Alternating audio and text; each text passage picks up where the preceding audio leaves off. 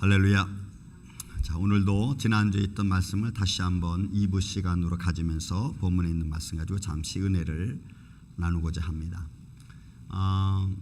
저는 좀 일찍 목회를 시작했기 때문에 시작하면서 지금까지 오면서 한국에서도 또 미국에서도 수많은 많은 일들을 겪었습니다. 그런 것 중에 하나가 성도들의 신앙생활에 대한 또 다른 사람들이 이야기하는, 또 세상 사람들이 이야기하는 말들도 많이 들었습니다. 어떤 사람은 저런 사람은 정말 뭐 법이 없어도 살 사람이야. 그래, 저 사람은 교회를 다니는 사람이야. 이렇게 말을 하는 사람이 있는가 반면에 동시에 저런 사람이 있으니까 교회가 욕먹어. 이런 말도 저는 들어봤습니다. 제가 오늘 이 본문에 있는 말씀, 똑같은 말씀을 가지고 이 복음을 증거하는 자라고 하는 제가 제목을 것은, 오늘날 우리 신앙인들은 다 복음을 전하는 사람들입니다. 여러분들이 입으로 전하지 않는다 할지라도 여러분들의 삶은 이미 교회 안에 있고 그리스도 안에 있기 때문에 여러분들의 삶 자체가 복음 증거자들입니다. 그렇다면 여러분들의 삶은 수많은 사람들의 눈에 보여질 것이고 수많은 사람들의 귀에 여러분들의 말이 들려질 것입니다. 그렇기 때문에 의무돈 양으로는 여러분들은 이미 복음 증거자라고 하는 그런 어떤 스타일, 모양, 삶을 가지고 있다는 거죠. 제가 지난주에 말씀드렸듯이 증거라고 하는 것에 저는 초점을 맞춰서 말씀을 전했다면, 오늘은 복음 증거자에 대한 자세, 그리고 그 복음은 어디에 전파되어져야 되는가라고 하는 이런 복음 증거자의 자세와 그 다음에 증거돼야 될 지역, 전파, 이곳에 초점을 맞춰서 이 시간 말씀을 좀 드리고자 합니다. 자, 여러분 이제 본문의 말씀 먼저 좀 보시기 바랍니다. 오직 성령이 너희에게 임하시면, 복음 증거자의 첫 번째 내적인 준비, 내적으로 준비해야 될 것 중에 하나는 성령의 임재의 사건입니다. 그래서 우리가 첫 번째 봐야 될 것은 성령의 임재입니다. 성령이 너에게 임하시면, 복음 전도자들에게 가장 필요한 거죠. 성령이 너에게 임하시면 그 다음에 너희가 뭐든지 할 수 있다는 거죠. 여기서 말씀하시고 있는 성령 임하신다라고 하는 이 말씀 속에 우리가 내재되어 있는 의미를 조금 파악해 볼 필요성이 있습니다. 성령이 임재한다고 하는 말은, 이게 여러분 죄송하지만 제가 가끔 여러분들의 문법적인 얘기를 하는데 이게 명령형으로 되어 있어요. 이게 요한복음 여러분 20장 22절에 예수님께서 부활하시고 나서 제자들에게 성령을 받으라, 24시며 가르사대 성령을 받으라라고 하는, 여러분 이 의미하고 똑같은 의미예요. 그런데 여기서 성령 임재한다는 사건은 이미 하나님께서 내가 예수 그리스도를 인정하고 믿고 고백하는 그 순간에 너희에게 임재한다는 것이 전제되어져 있는 말씀이에요. 이 말씀이. 그래서 믿으면 누구든지 구원 얻는다라고 하는 말은, 너희가 믿으면 입으로 고백하고 마음으로 믿어 입으로 고백하면은, 그러면 성령의 임재가, 성령의 사건이, 능력이 너희 가운데 임재한다는 거예요. 이미 그렇게 하나님의 구원사 속에서 그렇게 하나님이 해 놓으신 사건이에요. 그래서 여러분 우리가 마음으로 믿고 여러분 입으로 시인하는 게 너무너무 중요한 거예요. 그것은 성령의 임재 사건과 연결되어져 있기 때문에 그런 것입니다. 그러면 성령이 임하면 제일 먼저 나타나는 사건이 뭐냐? 변화의 사건입니다. 놀랍게도 인생의 변화의 사건이에요. 고린도전서 10장에 있는 말씀에서 10장 31절, 32절, 33절 말씀을 제가 이렇게 좀 간추려 놨습니다. 거기에 뭐라 표현하면 이렇게 표현했어요. 여러분 고린도 교회 성도들은 성령의 역사에 충만을 받고 1장 6절, 7절, 8절에 보면, 고린도전서 1장 6절, 7절, 8절에 보면은 저들에게 하나님의 풍성한 은혜를 주고 지혜가 풍요롭게 했습니다. 은사가 충만하게 했습니다. 그런 고린도 교회에게 여러분 10장에 와서 하는 말이 있어요. 다 하나님의 영광을 위하여 하라는 거예요.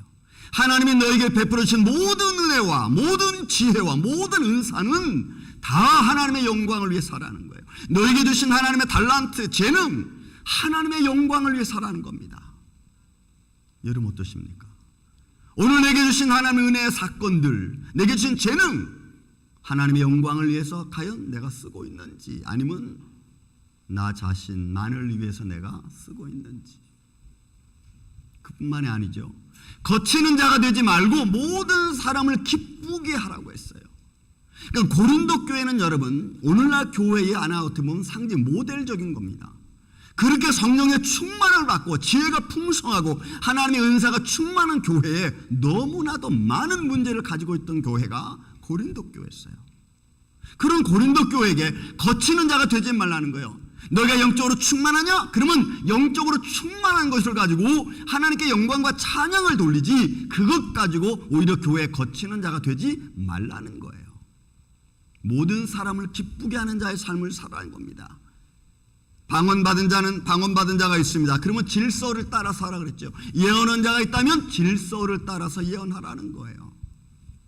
교회에 거치는 자가 되지 말라는 거예요. 모든 사람을 기쁘게 할 줄 아는 하나님의 사람. 왜요? 성령의 역사가 그 안에 임하면, 성령의 충만한 하나님의 사람들은, 그리고 예수 그리스도를 주로 신한 하나님의 사람들의 삶의 모습 중에 변화가, 여러분, 나와 내 이익과의 관계성 속에서의 배려하는 모습이죠. 그 다음에 자신의 유익보다는 많은 사람들의 유익을 구하라, 이렇게 말했어요. 그러니까 성령의 임재의 사건은 단순히 내가 성령의 충만을 받았으니까 내가 뭐 신비적으로 나가고, 뭐 난 다른 사람 대해서 정죄하고, 뭐 예언해주고, 이게 아니고, 물론 그것도 있겠죠. 그러나 더 큰 것은 내게 주신 하나님의 은혜와 성령의 축복은, 은재는 하나님의 영광을 위하여 사용되어지는 거예요. 저는 여러분들이 그런 하나님의 영광을 위해서 주님의 도구로 쓰임받는 하나님의 사람들이 되시기를 주님의 이름으로 축원을 드립니다. 그런 모습이에요. 그게 성령이 임재하는 사건이에요.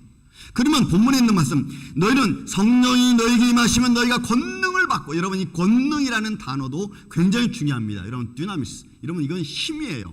힘, 뭔가를 할 수 있는 힘입니다.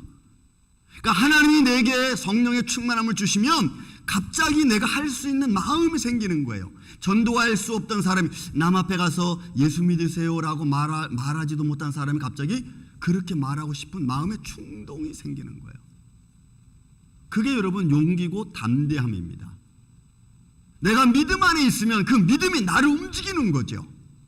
움직이는 거예요. 저는 많은 사람들 됐지만 그런 분도 있어요. 이제 우리가 보면 초신앙이라 그러죠. 처음 예수님 믿고 얼마 안 돼서 은혜 받고. 그런데 그분이 하는 말이 목사님 좀 이상해요. 왜? 했더니 자꾸 바깥에 나가면 사람들한테 교회 오라고 얘기하고 싶다는 거예요. 그러니까 여러분 그런 마음이 그전에는 들지 않았는데 이상하게 자꾸 그런 마음이 든다는 거예요. 저는 그게 성령의 역사고 용기고 담대함이라고 봅니다. 그러니까 여기서의 권능은 성령이 내게 임하시면 너희가 권능을 받고, 이거 뭐 힘이 세지고 뭐 어디 나가서 파이팅하고 이런 게 아니고 하나님의 말씀과 복음을 가지고 다른 이에게 전할 수 있는 용기가 내 안에 생긴다 이 말이에요. 그래서 여러분 그 말을 이웃에게 전할 수 있는 거예요. 그게 영육간에 올라 강건해지는 거죠. 바꾸라고 하는 단어도 여러분 아까 제가 초대에 말씀드렸죠. 예수님이 부활하셨는데 제자들에게 숨을 내쉬며 가라사대 성령을 받으라라고 하는 이 받으라, 이거 명령이에요. 그러니까 예수 믿는 하나님의 사람들은 주님을 나의 주로 고백하는 순간 성령이 내게 임재하고, 그리고 임재의 충만함을 통해서 우리가 전도할 수 있는 은혜, 능력이 내 안에 임재하는 거예요. 그러니 그 사람이 삶의 변화를 통해서 지난주에 제가 말씀드렸듯이 여러분 생명 영혼 살리는 일에 최선을 다하는 거 아닙니까? 거기에 우리가 쉬지 않고 달려가는 거예요. 이런 성령 임재의 충만을 받고 나면은 하나님의 부름받은 하나님의 사람으로서 여러분 나타나는 이 삶의 증거, 제가 말씀드렸어요. 세 가지 말씀드렸어요. 그 다음에 성령의 임재가 내 안에 거하면 여러분 우리 마음이 기뻐지는 게 첫 번째예요. 마음이 기뻐. 마음에 시기하고 질투하던 마음 속에서 성령의 임재 사건이 내 안에 이루어지면요, 이상하게 마음이 기뻐져요. 어떤 이들은 슬퍼집니다. 슬픔이 어떤 괴로움의 슬픔이 아니고 내 죄에 대해서, 내 상황에 대해서 자꾸 눈물이 나는 거예요. 아, 내가 이런 사람이었구나. 내가 이런 죄인이었구나 하는 것에 대한 느낌이 자꾸 깨달아짐으로 해서 나도 모르게 눈물이 자꾸 흘러요. 그러니까 성령의 사건은 내 어떤 육적인 감정적인 사건이기 전에 나를 부르신 하나님 은혜의 사건이기 때문에 그 은혜 안에 있는 사람들은 하나님의 은혜를 체험하는 거죠. 그래서 눈물이 흐르는 거예요. 내 자신에 대한 죄악된 모습이 나도 모르게 내 안에서 흘러나오는, 그리고 내가 나를 인정하게 됩니다. 내가 어떤 사람이라는 것을 인정하게 됩니다. 여러분, 자신을 인정한다는 것은 굉장히 중요한 모습이죠. 다른 사람 앞에서 잘잘못에 관해서 내 스스로를 나를 인정하는 마음을 가진 자는 저는 그 사람을 현자라고 보고 싶습니다. 지혜로운 자라고 보고 싶습니다. 탈무드에서도 여러분 현자는, 지혜로운 자는 여러분 남의 말을 잘 듣는 사람이라고도 했고 자기를 인정하는 사람이라고도 했어요. 저는 지혜로운 자로 보고 싶어요. 왜냐하면 자기를 요즘 사람들은 좋은 쪽으로만 인정하지 자기 잘못이나 이런 자기 삶의 환경에 대해서는 잘 인정하지 않으려고 그러잖아요. 그러나 성령의 사건이 내 안에서 이루어지면 나를 낮추게 됩니다. 여러분, 낮춘다는 것이 힘이 없고 연약해서 낮춘다는 것으로 보지 마십시오. 저는 낮출 수 있는 담대함이 필요하다고 봅니다. 내가 예수 그리스도 안에서 믿음의 담대함을 가지면요, 다른 사람보다 낮아지는 것에 대해서 그렇게 신경 쓰지 않아요. 그냥 낮아질 수 있어요. 다른 사람이 뭐라 그래도 거기에 대해서 내가 반응하지 않을 수 있어요. 저는 그런 게 용기고 담대함이라고 봅니다. 그래서 성령의 충만을 받은 하나님의 사람들은요, 겸손한 담대함이 있어요. 참을 수 있는 담대함이 있어요. 욕을 해도 들어도 거기에 화내지 않을 수 있는 담대함이 있어요. 그거는 세상이 가지고 있는 담대함과는 전혀 다른 차원입니다. 인내할 수 있는 담대함이라는 것은 세상이 주는 것하고는 여러분 달라요. 내가 트레이닝해서 어떤 배워서 습관적으로 인내하는 것하고는 또 다른 차원이에요. 그게 성령의 사건이죠. 그런 사건이 내 안에서 이루어지면 또 하나 나타난 사건이 있습니다. 이제는 내 생각과 내가 배운 지식을 가지고 이야기하기 전에 하나님의 지혜가 내 안에 생기는 거예요. 그래서 전도를 할 때 내 말로 하지 아니하고 지혜로운 마음을, 하나님이 내게 주시는 감동된 말씀으로 내가 하나님을 전할 수 있어요. 그것이 행동이 됐던, 얼굴의 표정이 됐던, 아니면 언어가 됐던. 고린도전서 2장 4절에 있는 말씀입니다. 여러분, 바울이 고린도 교인들의 한 말입니다. 고린도서 2장 4절. 내 말과 내 전도함이 설득력 있는 지혜의 말로 하지 아니하고. 이런 바울은 지혜로운 사람입니다. 당시의 히브리어, 헬라어, 그 당시의 문화권에 가지고 있는 모든 언어에 대해서 습득한 사람이라고 우리는 보고 있습니다. 율법에 능통한 사람이죠. 그렇지만 그가 말하는 거예요. 내가 전도하는 것은, 내가 너에게 말씀을 선포하는 것은 사람이 설득력 있는 사람의 지혜의 말이 아니라고 말하는 거죠. 내 말과 내 전도함이 설득력 있는 지혜의 말로 하지 아니하고 다만 성령의 나타나심과 능력으로 한다고 했어요. 그래서 바울은 조금이라도 자기 자신이 나타나는 거 원치 않았습니다. 자기 자신이 사람들 앞에서 높아지는 거 원치 않았어요. 오직 예수 그리스도만 나타나기를 원했어요. 그것이 자기 자신을 낮추는 거죠. 바울은 늘 두려워했습니다. 자기가 높아질까 봐 바울은 두려워했어요. 그래서 고린도 교회에서도 나중에 그가 고백합니다. 다른 사람들 다 구원해 놓고 내가 구원해서 떨어질까 봐 내가 두렵다. 자기가 잘나서가 아니고 많이 배웠다고 해서 그들이 사람 앞에 나타내려고 하는 것이 아니고 하나님의 성령의 임재하심이 내 안에 들어오니까 그 말씀을 통해서 내 자신을 바라보게 되고, 내 자신을 바라보니까 그가 고백하기를 나는 죄인 중에 괴수기 때문에 여러분 자신을 그냥 낮아지는 거예요. 그냥 낮추는 거예요. 아니, 그냥 낮아지는 거예요. 여러분, 그렇다면 제가 초대 말씀드렸습니다. 성령 이런 임재 역사는 언제 임하냐는 거죠.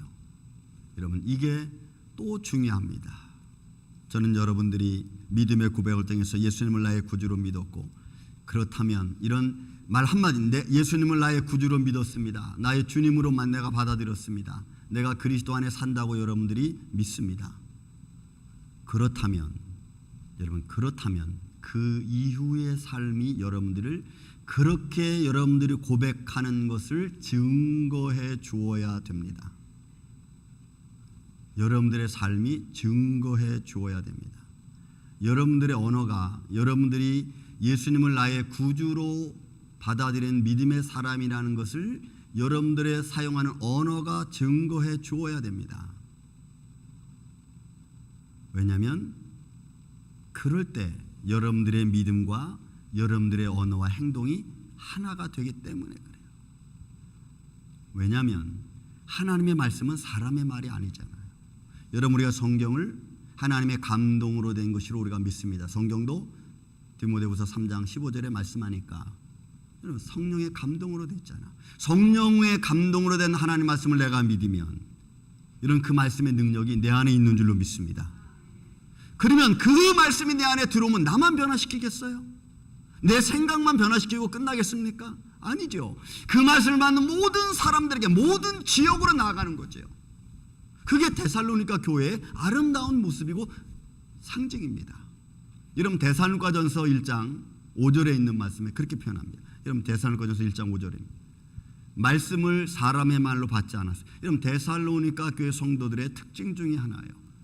여러분, 그 데살로니가전서 1장 3절에 보면은 믿음의 역사와 사랑의 수고와 소망의 인내를 그들이 가졌습니다. 이 믿음의 역사와 사랑의 수고와 소망의 인내가 왜 그들이 그렇게 가지면서 능력의 삶을 살 수 있었느냐? 여기에요. 하나님의 복음의 말씀을 들었습니다. 그러나 사람의 말로 하나님 말씀을 듣지 않았어. 복음의 말씀이 사람의 말로 들려진 것이 아니고 성령과 큰 확신으로 내게 다가온 거예요. 내 마음을 사로잡은 거죠. 내 삶을 사로잡고 나니까 내가 믿음의 역사를 이루고 사랑의 수고를 할 수 있고 소망의 인내를 가지고 하나님 나라를, 본향을 사모할 수 있는 거예요. 왜? 그 말씀이 능력이니까. 그 말씀이 생명이기 때문에 그렇죠. 그래서 데살로니가 교회 성도들은 하나님 말씀을 그렇게 받았어요. 성령의 큰 확신으로 말씀 받았어요.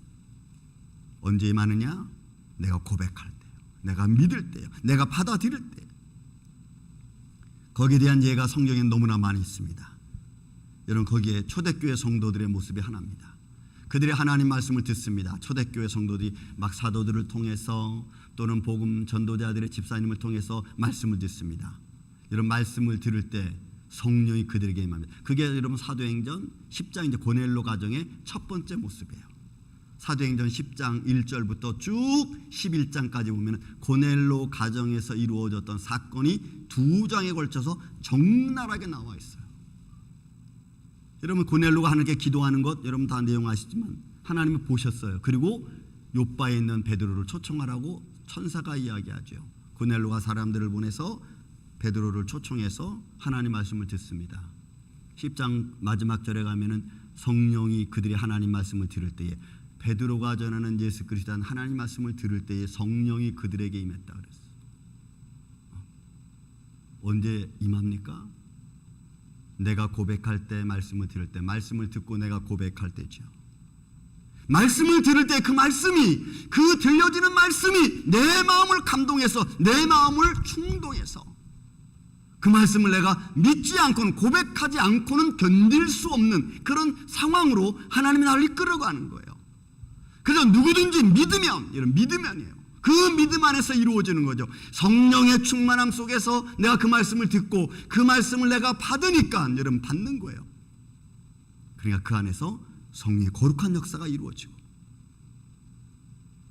그래서 우리는 하나님 말씀을 읽고 듣고 듣는 가운데 성령의 역사가 내 안에서 막 요동치죠. 말씀에 깨달음을 주고 또 뉘우치게 되고, 뉘우쳐지면 나도 모르는 사이에 그런 삶이 자연스럽게 나오는 거예요. 이게 이런 믿음 생활이라고 하는 겁니다. 초대교회의 가장 놀라운 특징 중에 하나가 말씀을 들을 때의 성령이 그들 가운데 임재하는 사건입니다. 나중에 11장에 가면은 베드로가 예루살렘 교회 예루살렘에 있는 장로들한테 가서 그 사건에 가서 이야기합니다. 이방인에도 하나님의 성령이 임했다고 하는 사건, 그다음 이방인 중에 베드로가 가서 같이 그들과 앉았다는 사건이 율법에 걸리니까, 전통에 걸리니까 베드로가 그걸 또 설명을 해. 설명하는 과정이 있어요. 그 설명하는 과정 속에 베드로가 하는 말이 있어요. 아주 중요한 말. 내가 하나님 말씀을 전할 때 성령이, 하나님께서 우리에게 임한 성령의 똑같은 것을 그들에게도 주었다, 이렇게 말해. 내가 누구길래 하나님의 그 역사하심을 내가 막을 수 있겠느냐. 성령의 임재 사건은 사람의 힘으로 되는 게 아니에요. 놀라운 것은 하나님의 은혜라고 하는 큰 굴레 안에서, 하나님의 은혜라고 하는 큰 굴레 안에서 내가 하나님 말씀을 듣고 말씀을 들을 때 하나님의 거룩한 성령 역사가 내 귀를 통해서 내 안에서 들어와서 내 안에서 나를 충동하는 거예요. 내 죄와 싸우는 거, 내 죄와 충동하는 겁니다. 그리고는 거기서 성령의 깨달음이 생겨지는 거예요. 깨달음이 생겨지면 그때 우리는 고백하게 됩니다. 고백하게 되고 눈물을 흘리게 되고, 그 믿음 안에서 내가 깨어지면 그때 성령의 삶이 내 안에 자리 잡게 됩니다. 이런 성령의 거룩한 역사가, 사랑하는 성도 여러분, 오늘 여러분들 안에 있기를 전 예수님의 이름으로 축원을 드립니다. 사도행전 10장 45절 47절에 있는 말씀도 있습니다. 여러분, 제가 이 말씀을 다시 적어놨어요.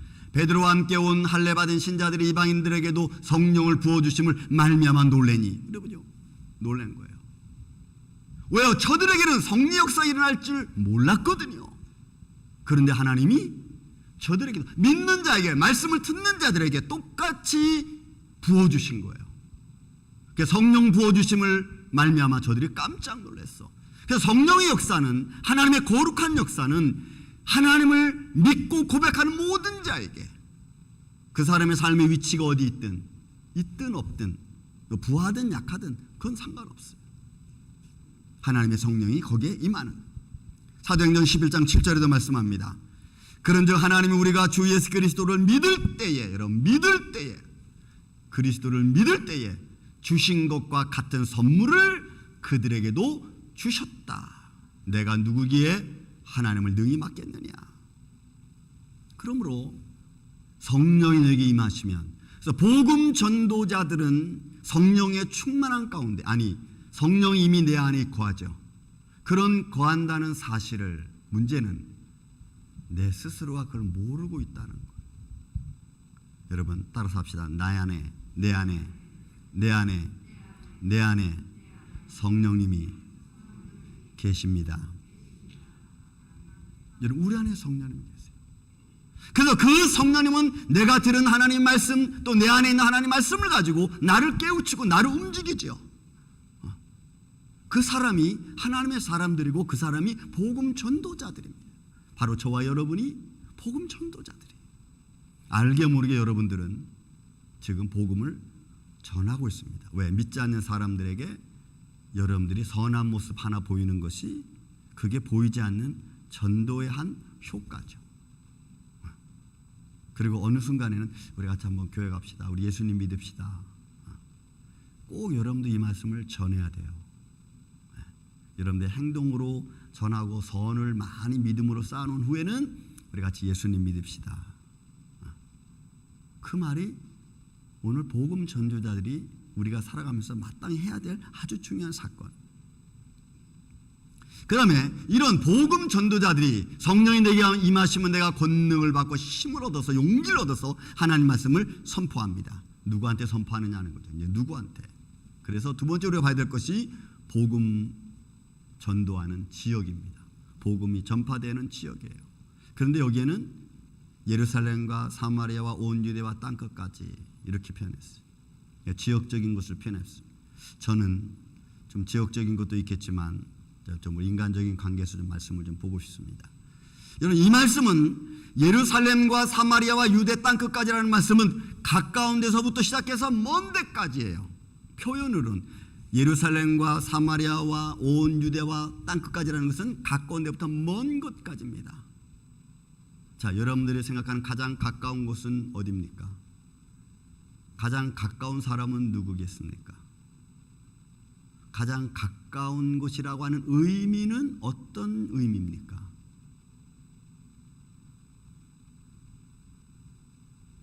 그럼 가장 먼 곳, 가장 먼 사람은 누구겠습니까?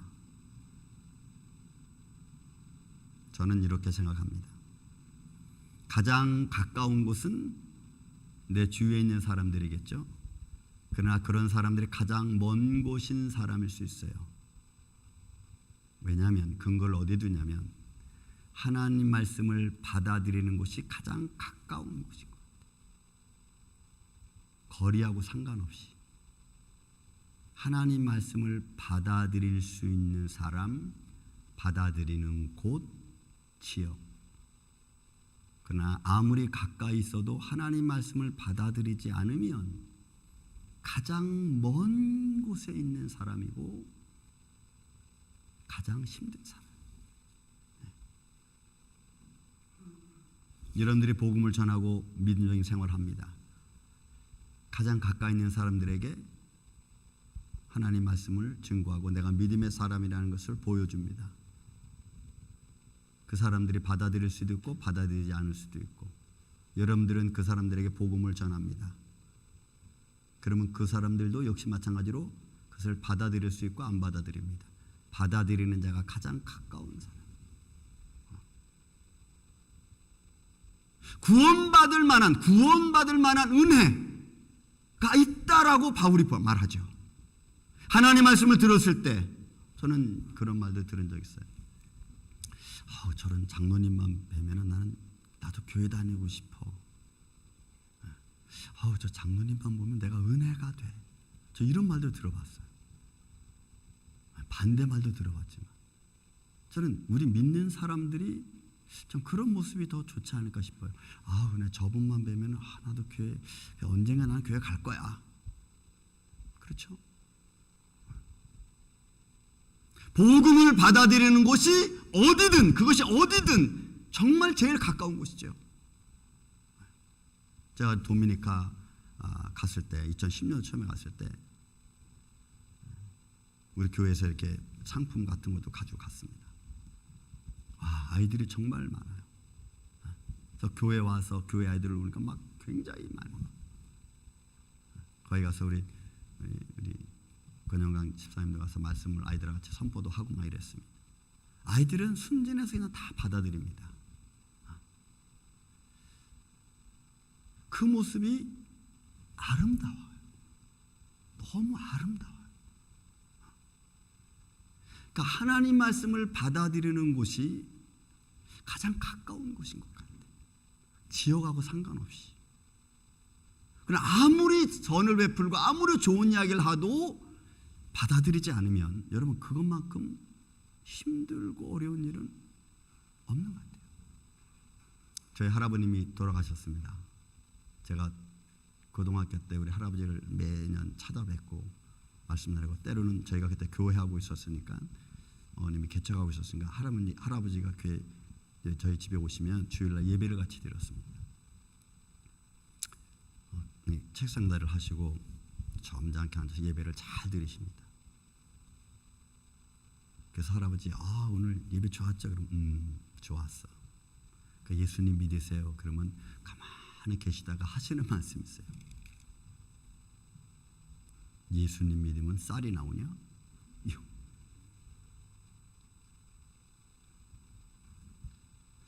쌀 하나님이 주시죠.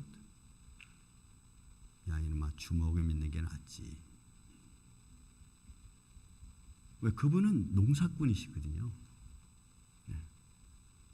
열심히 본인이 일하고 농사 짓는 사람이니까 좋은 말은 세상에 얼마든지 있다는 거예요. 좋은 말은. 그래서 그분은 진리라는 것에 대하여, 생명이라는 것에서 그렇게 별로 중요하게 생각하잖아요. 잘 먹고 내가 열심히 일해서 그거 받으면 그게 다인 거예요.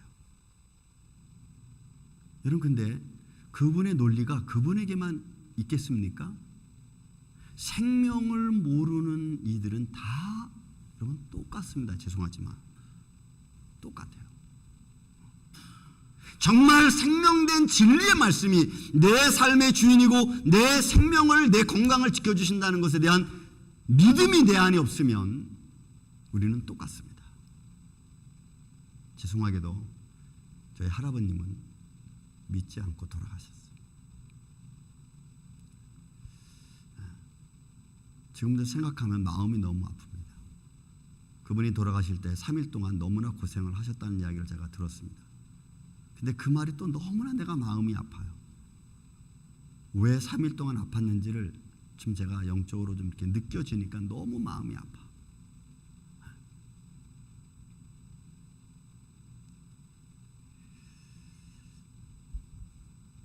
예루살렘과 온 유대와 사마리아와 땅까지 이르러 내 증인이 되라. 가까운 곳이든 먼 곳이든 하나님 말씀을 선포하고 그리고 그 말씀을 받아들일 수 있도록. 사랑하는 이 아침의 성도 여러분, 복음을 받아들이지 않는 곳이 가장 먼 곳일 겁니다. 땅끝이 내 가정일 수 있습니다. 내 남편과 아내일 수 있습니다. 내 친척일 수 있습니다. 그리고 가장 먼 곳이 때로는 내게 가장 가까운 곳이 될 수도 있습니다. 저는 여러분들의 가정 속에 살아계신 주 예수 그리스도, 부활하신, 죽음에서 부활하신 주 예수 그리스도 생명의 말씀이 저는 여러분들의 가정의 주인이 되기를 예수님의 이름으로 축원을 드립니다. 그 복음을 전하는 저와 여러분, 거기에는 반드시 성령이 임재해야 돼요. 성령의 충만함을 갖고 또 그 안에서 내가 용기, 권능을 받고 힘을 얻어서 내 삶 속에서 내가 변화된 자의 삶의 모습을 여러분 보여줘야 돼요.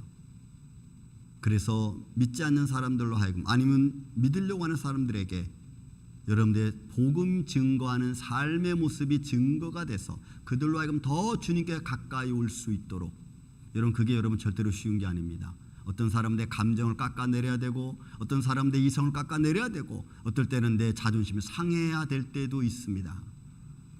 여러분 내 자존심이 상해하고 저 사람을 구원할 수 있다면 죄송하지만 여러분 자존심 상하십시오. 왜요? 생명 구원이 먼저이기 때문에 그래요. 그것은 하나님 나라의 상급과 연결이 될 것입니다. 그렇게 복음 증거자의 삶의 모습이 성령의 모습을 통하여 변화된 모습으로 여러분들의 삶의 사역에, 삶의 반경에 나타나기를 예수님의 이름으로 축원을 드립니다. 사랑과 은혜가 많으신 아버지 하나님 감사합니다. 성령이 너에게 마시면 너희가 권능을 받고 예루살렘과 온 유대와 사마리아와 땅끝까지 이르러 내 증인이 되라고 주님 말씀하셨습니다. 한 구절에 담겨져 있는 짧은 말씀이지만 그 안에 담겨있는 우리의 삶은 너무나 많고 복잡합니다.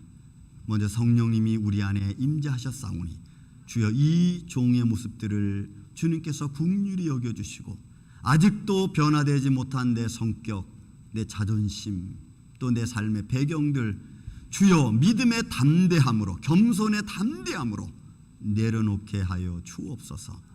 그 믿음 안에서 복음 증거하는 자의 삶을 통하여 하나님을 영화롭게 하는 자의 삶이 될 수 있도록 주님 도와주시고 또한 저들을 축복하여 주옵소서. 세상이 점점 혼돈해져 가고 있습니다. 이런 혼돈되어지는 세상 속에 믿음의 사람으로 살아가는데 힘들고 어렵지만 주님 우리를 도와주시고 우리와 함께하여 주옵소서. 예수님의 이름으로 기도하옵나이다. 아멘.